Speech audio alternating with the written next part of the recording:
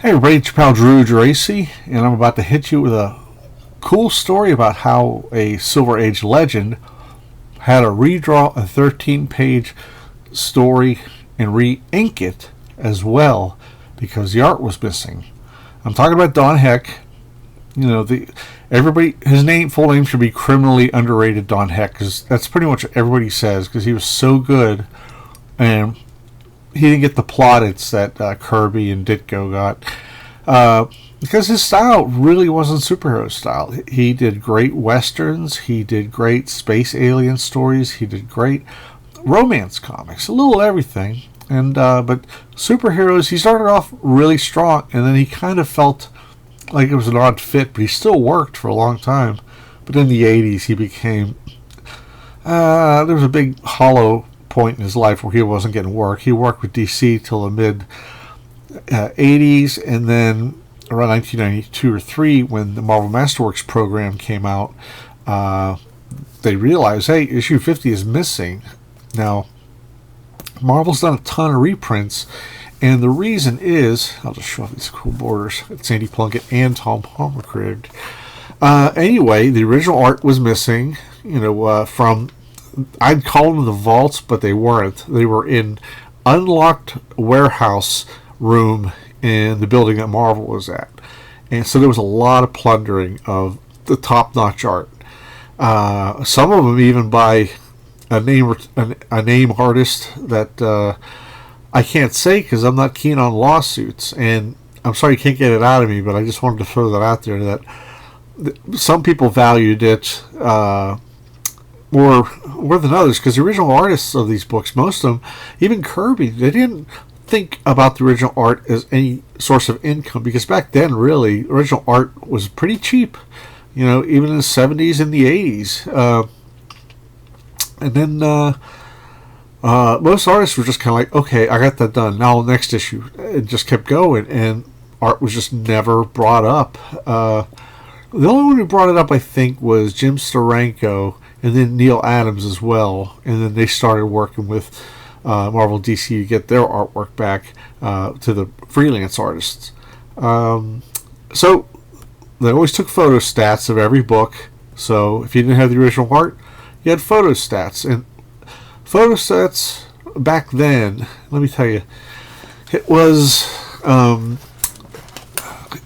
kind of a crude process. So, like, you would get something, like, I worked in advertising, and let's say somebody wants to make a form to fill out. Let's say it's a subscription form for Iron Man.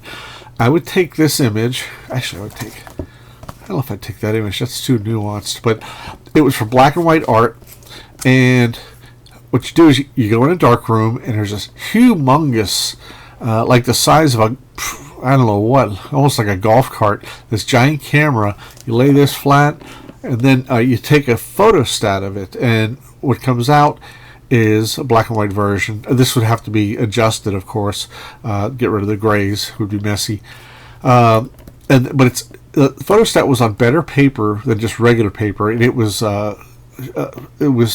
smooth on one side, and you would cut out the image and paste it, and you'd use glue. They like they would do clothes in the old days with the two rolling pins going and like squeeze it to dry it out. Well, that's what you would do with the photostat. You would stick it in, but the bottom part had wax, hot wax. So then it was ready to be pasted down and worked around. So no original art to be found, no photostats of it, and this came out. This is one of the last ones. The original Marvel Masterworks program didn't last that long. Look how cheap they were. They were $34.95. Ooh wee. This came. I can see the date on this. Oh, 1992. Okay, the original batch was 27 issues, and the last one was the third Avengers one, which had Power Man on the cover. I think. Here we go. I'm tweaking a little more. So here we go. Another thing too. I've said this before, on Marvel Masterworks, way back when, they didn't use the true colors that were in the actual published book. They just made it up as they went along, or maybe haphazardly did some of the important stuff in a certain color, but a lot of it was different. But when they brought back the Marvel Masterworks program around 2000 or so, this guy Corey Siedelmeyer and some other guys before him, they went back to the source and they said, hey, we'll do this, even the mistakes. Which is bizarre because, let me show you something here. Like, there's yellow with gold highlights in the middle, but in the actual comic, it's not that way. And I'm not going to go through all these because I got to get to the main story. How about that? It's great.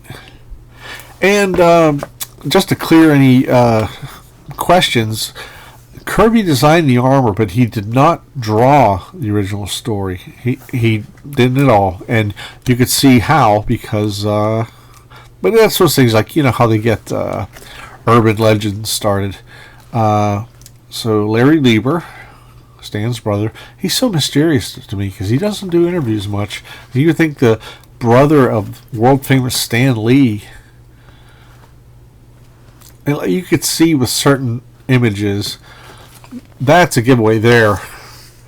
Kirby couldn't draw a pretty woman to save his life. He could draw everything else. Well, that and duckbills. He tried to do Destroyer Duck with Steve Gerber, and it lasted a little bit, but that is so Don Heck. And it's not even, he knew how men and women usually tend to differ as far as postures and such. So he was... I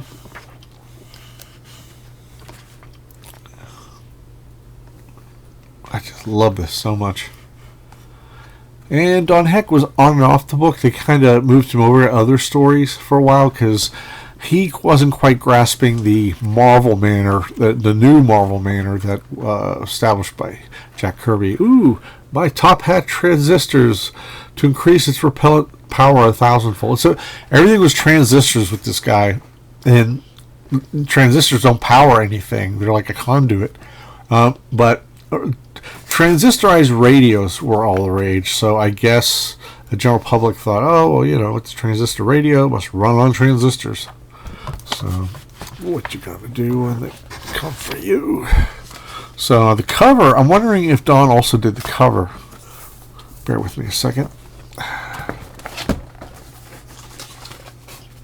No, just talk among yourselves.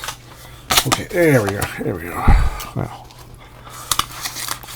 How about all those? The Crimson Dynamo. What's totally cool too is that Crimson Dynamo on the cover doesn't look like the Crimson Dynamo on the inside that Heck is drawn. I'll show that really quick.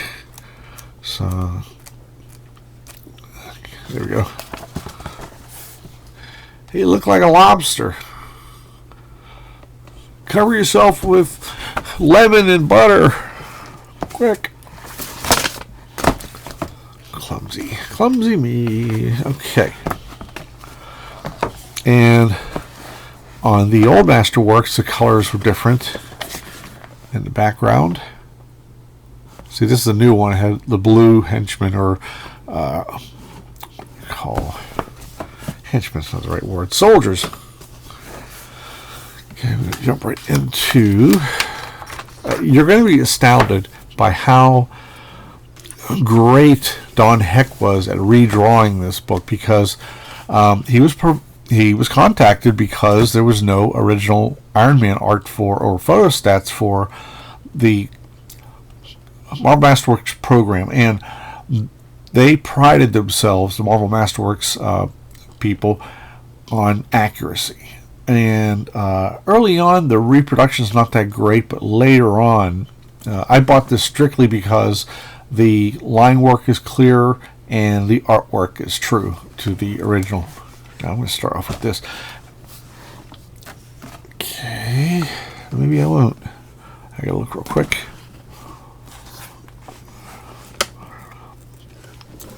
Hang on a second. Okay, here we got Mandarin there. Notice right here around the wrist,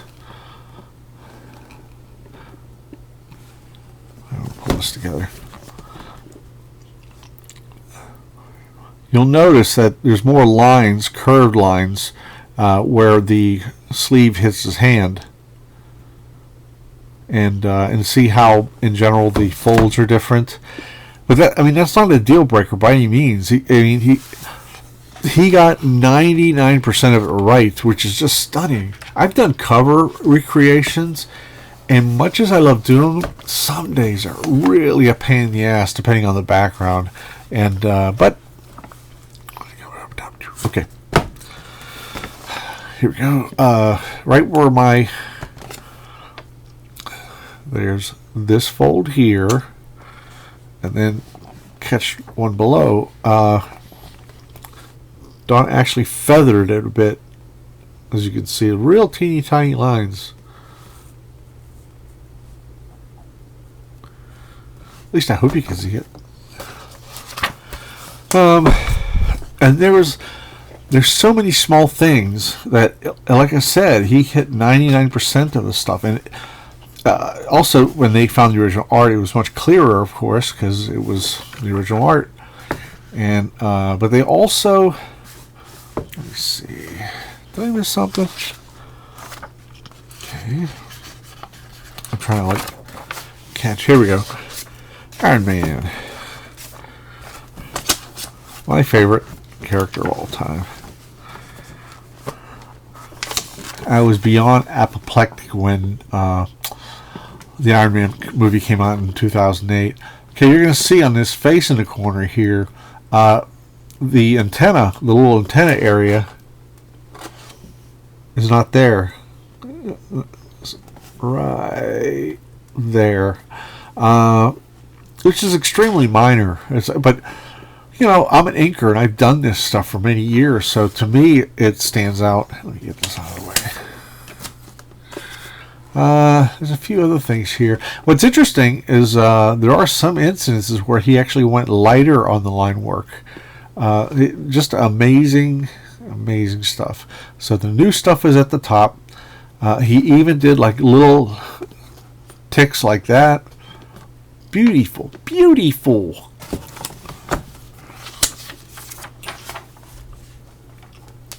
Here we go. Oh, la, la, la.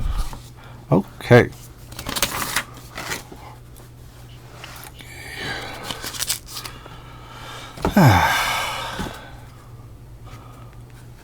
Let's see now. Okay, on the panel where the sound waves are coming out, I'm pointing at with the blue arrow here. You'll see that Don forgot to do this line up here, and it doesn't cheapen the stuff. It's just, and also the feathering of the original was a little better on the knuckles. Above the knuckles. But again, this is probably better than most people would do on a cover recreation. And Don Heck even said it was hard to go back 30 years to draw something when his style had changed a bit.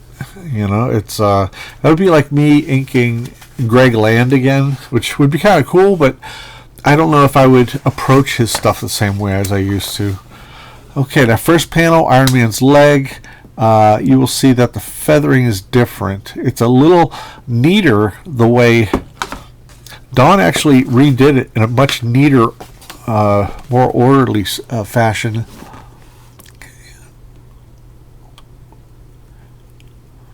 It's just cleaner. It's much nicer. So it's not like he did a lot of screwy stuff and messed things up. It's like he just really dove into the work, and I can't imagine how long that took. I mean, it's a long. Most of my cover recreations, and I've been asked to do like Arthur Adams, and I'm like, no way, dude. I'm sorry, because I'd have to charge you $1,000, and I don't want to screw up anything with Arthur Adams, because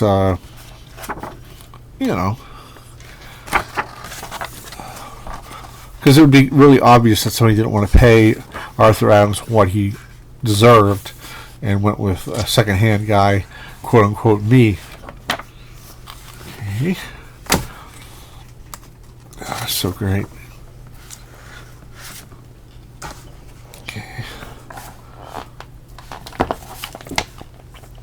Okay, this is the original. That's the second. Let's see. This is, excuse me, that's the original. That's Don's updated version. You'll see just a little bit that he actually did this a little more orderly than this, because this has little. One second. This is the original art or photo stats or whatever they are. Come on, focus, you beasted. There we go. Come on, golly. I thought I had that just right. Sorry, everybody. There we go. See how scratchy that is? And there's like a gap of red in there. If you compare it to the Don Heck version, he actually did a more orderly version than what was the original. So it's kind of, it almost looks like a smudge up there. Yeah, you'll see some different stuff. But yeah, he was commissioned to redo the first Mandarin story. And I hope they paid him a pretty penny, because he kind of got locked into being just a leftover guy. And what's weird is, like, he got screwed twice. He started off on Iron Man, then got replaced with Gene Colan, that Roy Thomas was writing at the time, and then Avengers, which he was doing a fantastic job, especially the issue with Super Adaptoid, which was the Avengers making a public appearance in Central Park, and then Super Adaptoid comes. Well, Roy got John Buscema on it, and he says, "Oh, I promised to get you stuff, Don." And he got X-Men, which was a low-selling book at the time. It was one where they were wearing all the same uniforms until they finally got one, and this other book. And I just felt like, I thought he was doing great, but they pulled the rug out from under him because, they ditched him for a prettier girl. Let's be gruff, honest about it. But his stuff in the 70s, it would waver here and then, because he had a constant. Let me hawk this, by the way. Don Heck, a work of art. Really, really beautiful stuff. It's by Two Morrows. Let me see.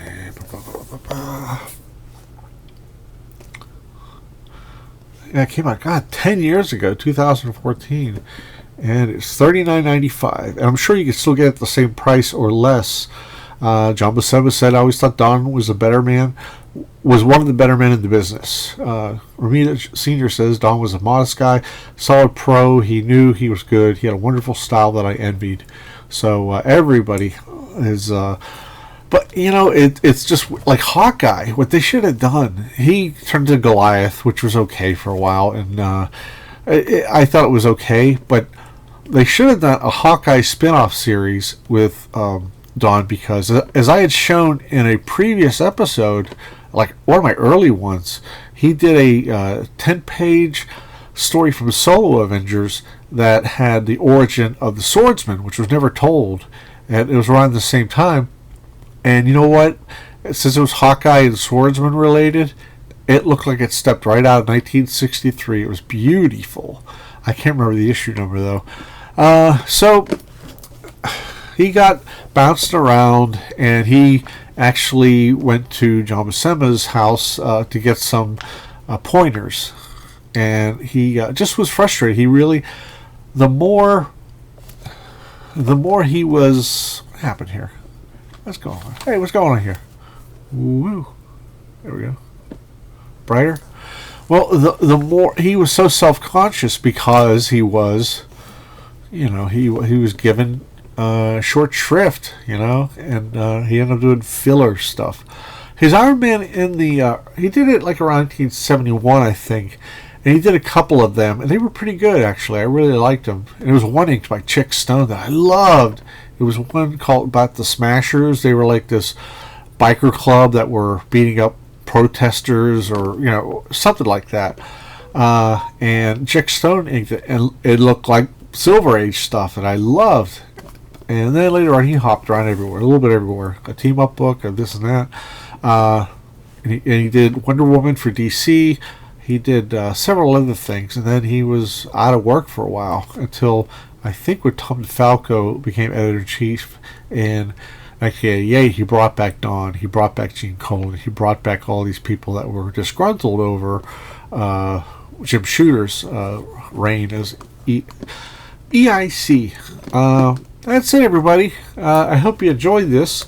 Like I said, I just came across this and I remembered the article about it, which is a smash redrawing. So he was a very good guy. He that's about it. There was more. I was going to give you some more autobiographical stuff, but I intended it for the beginning of this video, so I'm not going to redo it. Sorry, gang. I redo so many of my videos. It's so pitiful. Anyway, you have a great day. Take care, and I hope you enjoyed this. Please leave messages below, comments. I love comments. I love them. And please hit like if you liked it. Please, if you haven't subscribed already, please subscribe. And when you see that, you'll see a bell. And then you hit that bell, bing, and it'll give you notifications of every new episode that I do. And if you have a fan who's really into the Silver and Bronze Age, please share this page with them. They might get a kick out of it because, it's a lot of fun. I have no agenda. I have no advertising. I have, this is strictly fun, strictly comic fun, because comics are fun, the definition of fun. And I wish you all well. Take care.